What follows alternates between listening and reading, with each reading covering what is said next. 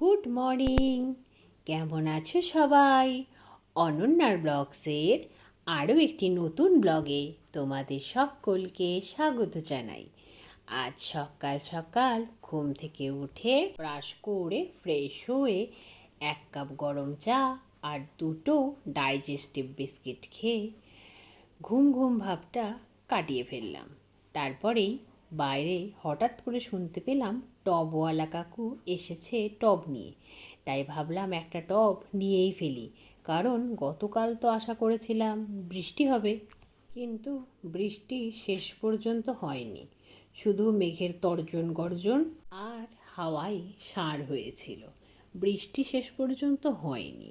তাই সন্ধ্যের দিকে ছাদে গিয়ে গাছগুলোতে জল দিতে গিয়ে দেখি যে জারবেরা গাছটা রয়েছে ছাদে, অনেকগুলো জারবেরা গাছই রয়েছে, কিন্তু প্রাচীন গাছ তো একটাই, যার থেকে মা অনেকগুলো গাছ তৈরি করেছে। সেই প্রাচীন গাছটা আমি কিনেছিলাম যখন আমি ফার্স্ট ইয়ারে পড়তাম। দেখেছিলাম অনেকগুলো হলুদ রঙের জারবেরার চারার মধ্যে একটাই গোলাপি রঙের চারা। তাই আমার বন্ধু কিনেছিল দুটো হলুদ আর আমি কিনেছিলাম গোলাপিটা। তখন তার দাম ছিল মোটে 7 টাকা, বলতে 7 রুপিস। আজ আর পাওয়া যাবে না তা আমি জানি। তো সেই গাছটা আমার বড্ড শখের, বড্ড গাছের, বড্ড আপনার। হাত খরচের টাকা বাঁচিয়ে কিনেছিলাম কি না।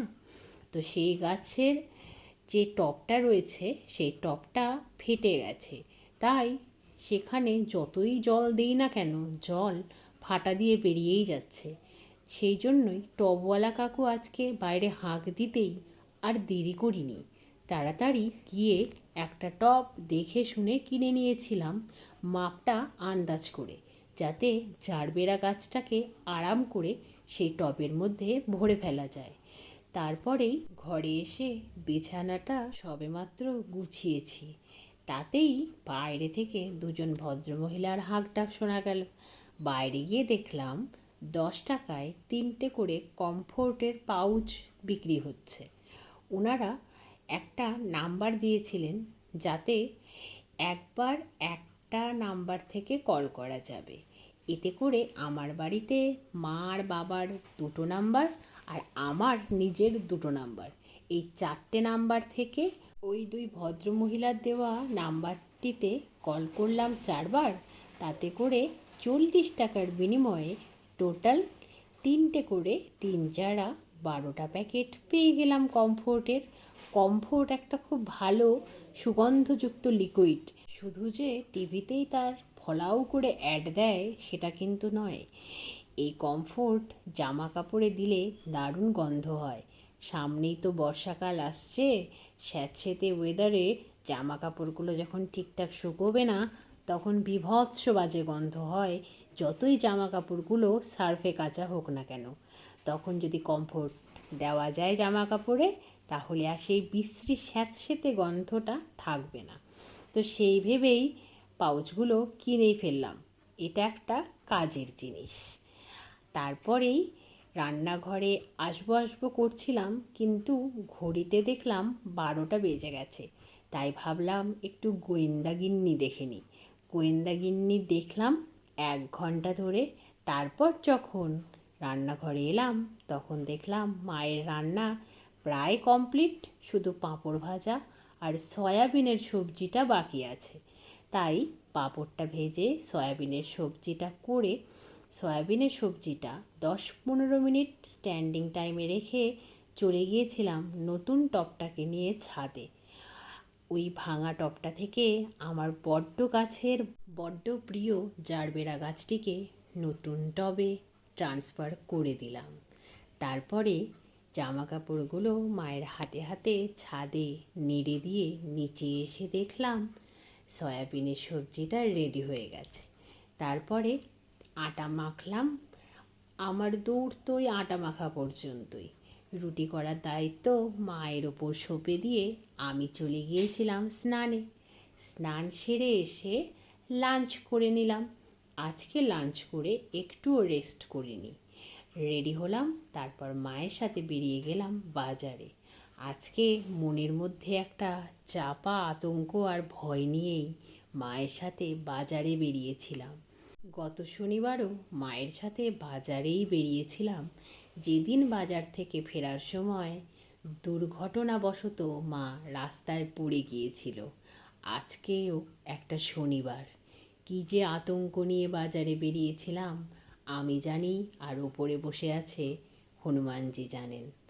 তারপরে আর বড় বাজারের দিকে যাইনি। মা বলল চল স্মার্ট বাজারে যাই, এখানে তো এক ছাদের তলায় প্রায় সব কিছুই পাওয়া যায়। তো যথারীতি চলে এলাম স্মার্ট বাজারে। প্রথমেই নিয়ে নিচ্ছে মা সবজিগুলো। আজকেই তড়িঘড়ি বাজারে আসার একটাই কারণ, কাল না রবিবার, কালকে না সেই অন্নপ্রাশনের ইনভিটেশনটা রয়েছে, তার গিফটও তো কিনতে হবে।